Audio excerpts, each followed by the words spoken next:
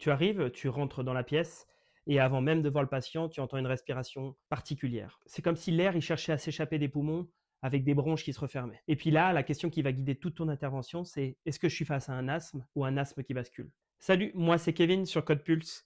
Et aujourd'hui, dans le format Urgence sous la loupe, on va parler de l'asthme et des signes et de ce que tu peux faire quand l'asthme bascule. Aujourd'hui, on met vraiment la mécanique sous la loupe pour plus jamais confondre le bruit et la gravité.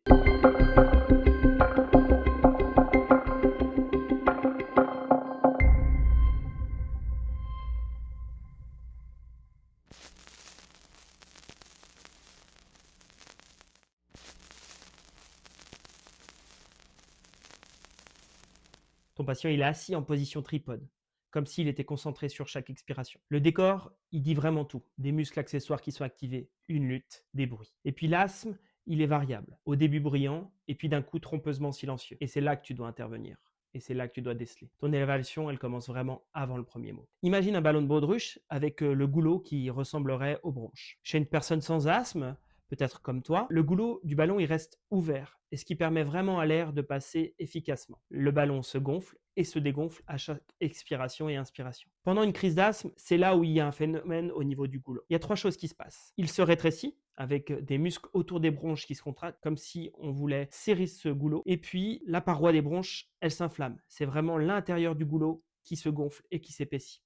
Ça rétrécit encore plus le passage de l'air. Il va avoir une apparition de mucus. C'est un petit peu comme si on mettait de la pâte sur le goulot qui laisse passer difficilement l'air. Et résultat, le ballon il est très dur car l'ouverture elle est trop petite et pour la personne asthmatique, ça devient difficile. L'air siffle et la poitrine se serre. Les sifflements, ils se font entendre, mais ils sont trompeurs. Au début, il y a des sifflements qui sont un signe que l'air passe à travers les bronches, même difficilement. Mais ces bruits, ils peuvent vraiment disparaître quand la crise s'aggrave et c'est ça que tu dois reconnaître. Bien évidemment, hormis une prise en charge standard du crise d'asthme comme tu le connais déjà, il faut vraiment savoir déceler cette clinique d'une crise d'asthme qui bascule. Il y a le débit d'air qui chute, le silence dans l'asthme, il n'est pas rassurant du tout. C'est souvent un signal d'effondrement imminent. Chaque geste que tu vas faire, il répond à une mécanique précise finalement. Du plus basique au plus avancé, on va les balayer rapidement. Tu t'es déjà demandé pourquoi un patient asthmatique ou en difficulté respiratoire était assis? Eh bien, c'est ça.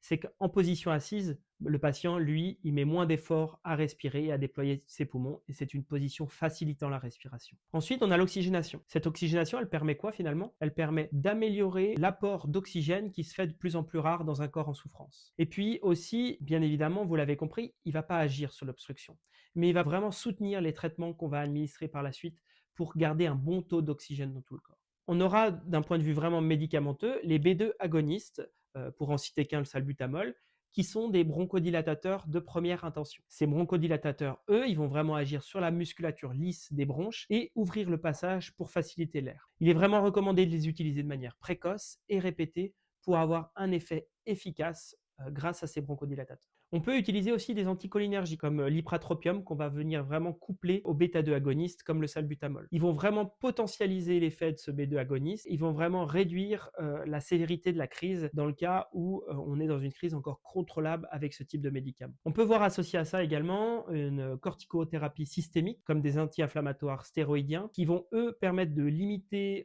l'inflammation créée par cette crise d'asthme et qui vont vraiment, selon les études, réduire l'aggravation, en tout cas prévenir pour réduire l'aggravation et puis limiter les hospitalisations. Enfin, un des autres médicaments de choix dans la crise d'asthme, mais qui n'est pas utilisé de manière systématique, en cas d'exacerbation de cette crise d'asthme vraiment incontrôlée et en cas d'échec des traitements précédents, on peut utiliser le sulfate de magnésium, qui est un stabilisateur membranaire et qui va permettre vraiment aussi davantage de décontracter ces musculatures lisses de manière beaucoup plus agressive pour aider le patient asthmatique sévère à respirer et en tout cas à laisser passer de l'air. Dans les cas les plus avancés, certains patients devront être intubés, soit sur place, soit dans les services hospitaliers, pour limiter cette obstruction qui est trop importante. Si vraiment on doit vraiment reprendre l'image, par exemple, des ballons, eh ben, les médicaments, ils agissent comme si on desserrait le goulot du ballon, que ce soit avec les bronchodilatateurs, les anticholinergiques, et puis limiter l'inflation par les corticothérapies orales ou intraveineuses, comme on en a parlé, et le sulfate de magnésium dans les cas les plus avancés. C'est là que tu vois que en fait, chaque geste que tu fais, ils ne doivent pas être routiniers. Ils doivent être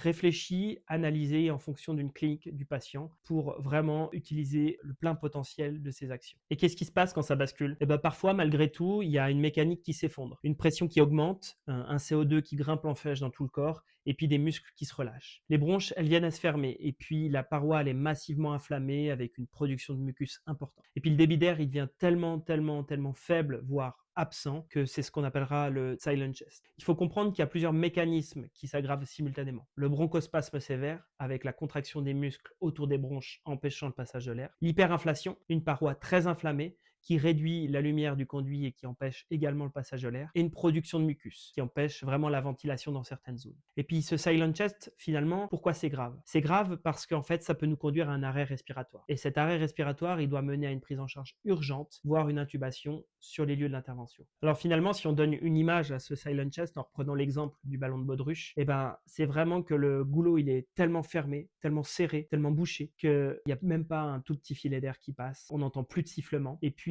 quand on n'entend plus rien, eh ben, il n'y a plus de bruit. Et donc, c'est le silent chest. Le goulot est complètement fermé. La personne, elle peut faire un arrêt respiratoire et là, il va falloir agir. C'est vraiment un critère d'asthme aigu grave avec une prise en charge immédiate en urgence et médicalisée. Et puis si on devait faire une synthèse opérationnelle, vraiment pragmatique de ce qu'on a dit, si on a une expiration longue, ça veut dire qu'on a un signe d'obstruction qui est réel et présent. Si on a des sifflements qui disparaissent, c'est un danger qui est imminent. Et si les paroles sont courtes, les muscles sont en surcharge, il faut agir. Attention, l'agitation puis le calme, c'est vraiment une bascule hypercapnique qui doit vous interpeller. L'asthme, il parle, mais il jamais sans code. Alors, si tu devais retenir qu'une phrase, si tu veux comprendre l'asthme, écoute l'expiration, c'est elle qui raconte toute l'histoire.